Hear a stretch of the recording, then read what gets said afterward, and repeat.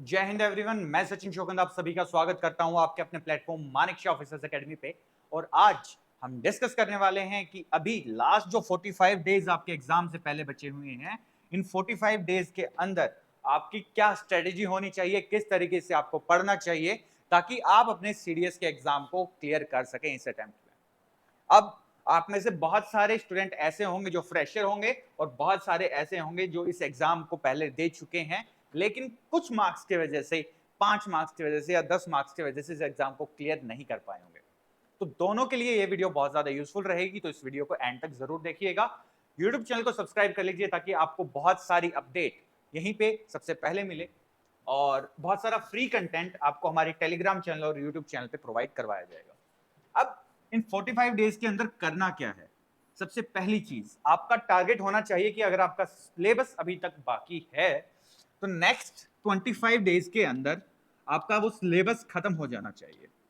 Syllabus नहीं बचना चाहिए बिल्कुल भी। और वो सिलेबस में मैं बिल्कुल नहीं कहूंगा आपको कि हिस्ट्री छोड़ के जानी है, नहीं छोड़नी है, वो भी पढ़नी है।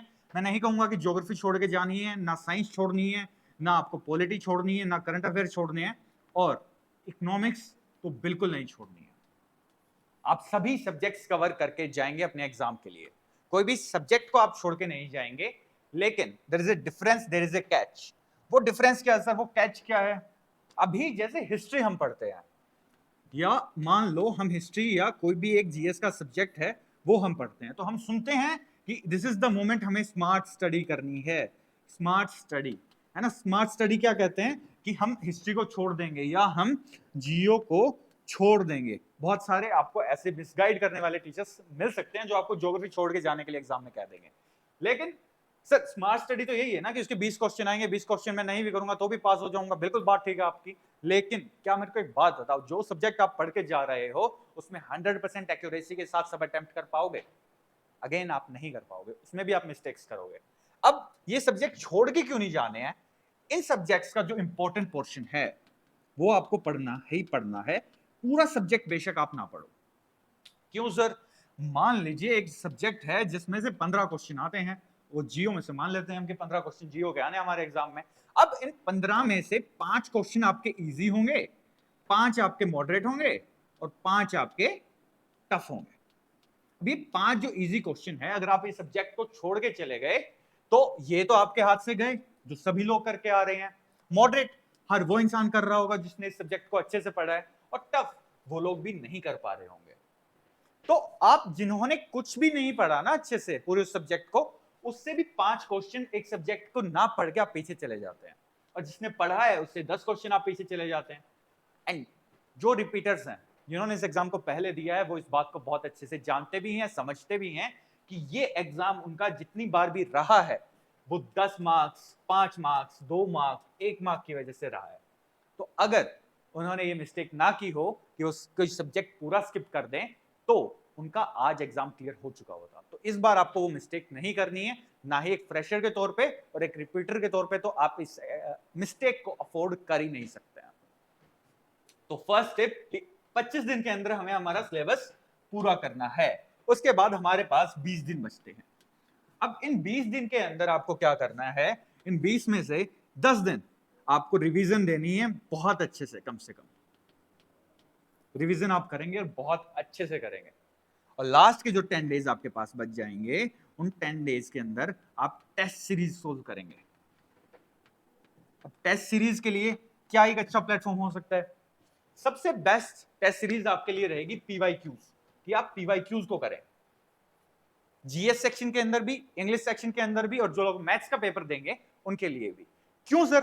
क्यों ये 10 दिन क्यों दिए हैं? क्योंकि 10 पेपर सोल्व करने हैं आपने, ठीक है? और पेपर को सोल्व करने में 2 घंटे लगते हैं, तो उसी प्रकार से आपको करना है कि 2 घंटे में इंग्लिश का पेपर करना है, 2 घंटे में जीएस का पेपर करना है, लेकिन उस पेपर को एनालाइज भी करना है उसके बाद, जिसमें कम से कम आपको 4 घंटे लगेंगे एक पेपर को एनालाइज करने में।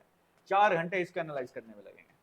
तो जब ये टाइम आप दे रहे होंगे ना 4-4 घंटे का, आपको जस्ट आंसर रीड नहीं करना है, आपको कंसेप्ट को फिर से समझना है और उसको फिर से याद करना है। जैसे आपके पॉलिटी में कोई क्वेश्चन आपका आ जाता है, वो प्रेसिडेंट से रिलेटेड आपको क्वेश्चन देखने को मिल गया, तो ये क्वेश्चन जब आप इसकी आंसर की के थ्रू रिवाइज कर रहे होंगे, जब आप पेपर चेक कर रहे होंगे अपना, तो प्रेसिडेंट के टॉपिक को आप रिवाइज कर लेंगे।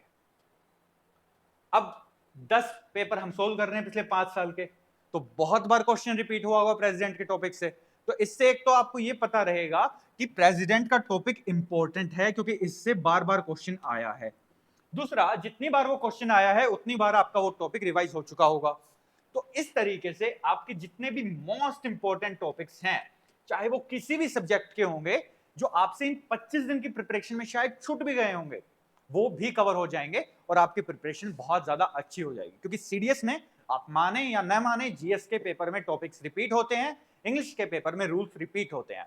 और सेम अगर आप इंग्लिश के पिछले 10 साल के पेपर को अच्छे से एनालाइज करके पढ़ के जाते हैं, तो आप अपने एग्जाम में बहुत सिग्निफिकेंटली हाई स्कोर कर रहे होंगे, और वो आपको करना है। अगर आप इस एग्जाम को क्लियर करना चाहते हैं, इस 45 डेज की स्ट्रेटजी को आप फॉलो कर सकते हैं। इसके अलावा अनदर इंपॉर्टेंट थिंग, अगर आपको कोई भी हेल्प चाहिए, हमारी एक सुपर 100 सीरीज चल रही है जहां पे हम डेली एक जीएस का एक टॉपिक कवर कर रहे हैं, हम साथ में इंग्लिश का एक रूल कवर कर रहे हैं, वो आपको करके जाने हैं। स्पेशली इंग्लिश के रूल वो एज इट इज आपके रिपीट होंगे एग्जाम के अंदर, और हर एक सुपर 100 वीडियोस में से आपको एग्जाम के अंदर एक क्वेश्चन में देखने को मिलेगा। I guarantee that thing. और आपको कोई भी हेल्प चाहिए, आपको कोई भी सब्जेक्ट समझ नहीं आ रहा, कोई भी टॉपिक समझ नहीं आ रहा है, तो आप नीचे कमेंट सेक्शन में बता सकते हैं। उस टॉपिक पे, उस सब्जेक्ट पे एक कंप्लीट डेडिकेटेड वीडियो हम आपके लिए लेके आएंगे। अब आपको क्या करना है, आपको हमारे टेलीग्राम चैनल को ज्वाइन करना है, जिसका लिंक डिस्क्रिप्शन में है।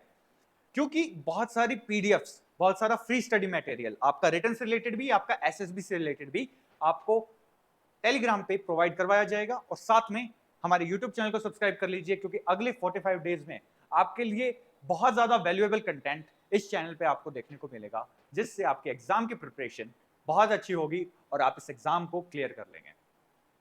अगर आप सीडीएस 1 2024 के लिए ऑनलाइन या ऑफलाइन बैचेस ढूंढ रहे हैं, तो अपनी स्क्रीन पे दिए हुए नंबर पर आप कॉल करके या व्हाट्सएप पे टेक्स्ट करके रजिस्टर कर सकते हैं हमारी ऑनलाइन या ऑफलाइन क्लासेस के अंदर, जो कि दिल्ली के अंदर चलती हैं। Thank you so much. जय हिंद, जय भारत।